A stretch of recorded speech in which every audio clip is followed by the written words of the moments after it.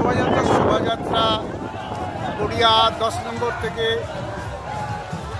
রামনবমী শোভাযাত্রা গড়িয়া 10 নম্বর থেকে যে বিশাল শোভাযাত্রা বেরিয়েছে, ঐতিহাসিক র্যালি, এখানকার যে চুনাখালী যে অঞ্চল সেখানকার যে সাধারণ মানুষজন, যে হাজারে হাজারে মানুষ রাস্তায় নেমেছে, এত বাধা বিপত্তি সত্ত্বেও যে এইরকমভাবে লোক যে রাস্তায় নামে, এটা আমি দেখে অভিভূত হয়ে গেছি।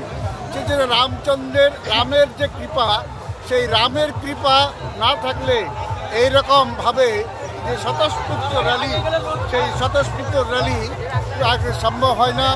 এখানকার যে বিভিন্ন ধরনের বাধা, রাজনৈতিক বাধা, সামাজিক বাধা সত্ত্বেও সাধারণ যে বাড়ির মানুষজন যে রাস্তায় নেমেছে, এই র্যালিকে সংবর্ধনা জানাচ্ছে এবং রাস্তার দুপাশ দিয়ে যেরকমভাবে সাধারণ মানুষজন বেরিয়ে এসছে,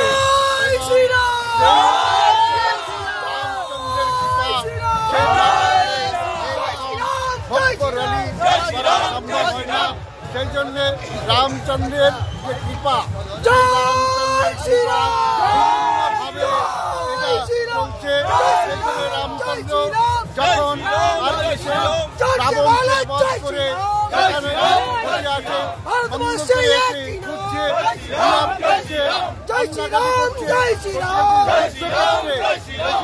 রামচন্দ্রের যখন ছায়া পড়েছে, তখন রামচন্দ্র উঠে দাঁড়িয়েছে।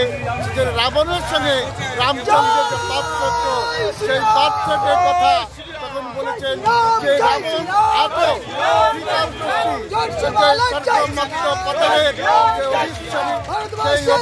হওয়ার পরেও যে রামচন্দ্র জিজ্ঞেস করছে যে রাবণের সঙ্গে পার্থক্য কি, তখন মন্দির বলছেন যে যখন যে অবস্থায় ছায়া পড়েছে উঠে দাঁড়িয়েছে, আর সেই জন্যে আর কি সমাজ আর প্রতিকার করার জন্যে, সেই জন্যে যে রামচন্দ্রের যে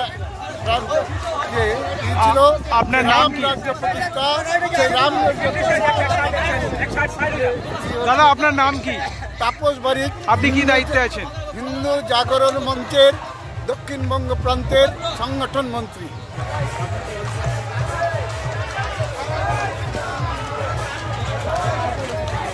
আজকের এই রামনবমী সম্পর্কে আপনার বক্তব্য কি? এই চুনাখালী অঞ্চল রামনবমী উদযাপন সমিতি একটা ইতিহাস। আজকের দীর্ঘদিন ধরে এখানটায় কোনো হিন্দুত্ববাদী কার্যক্রম আমরা করতে পারিনি। আমরা এখানটায় বারে বারে এখানকার লোকাল যে স্থানীয় নেতৃত্ব, তারা আমাদের হিন্দুত্বের কাজটাকে সবসময় আটকে রেখেছে। আমরা 2019 সালে এখানটায় আমরা জনসভা করতে চেয়েছিলাম। সেই সময় পুলিশ দিয়ে স্বজনের উপরে কেস করে আমাদের সেই শোভাযাত্রা, আমাদের সেই জনসভা, হিন্দু জনসভাকে আটকেছিল এবং আমাদের বাড়িতে পুলিশ পাঠিয়ে ধমকি ধামকি দিয়ে বন্ধ করেছিল। কিন্তু রামের এমন কৃপা, সেই কৃপাতে আজকের আমরা এই যে শোভাযাত্রা চুনাখালীতে হচ্ছে, হাজার হাজার মানুষের ভিড়, কমসে কম এখানটায় 10 থেকে 12,000 লোক আজকের উপস্থিত হয়ে বুঝিয়ে দিয়েছে যে হিন্দুত্বের সঙ্গে গদ্দারি, রামের সঙ্গে গদ্দারি কোনো রকম ভাবেই মেনে নেওয়া যাবে না। রাস্তায় ছিলাম, রাস্তায় আছি, রাস্তায় থাকবো। জয়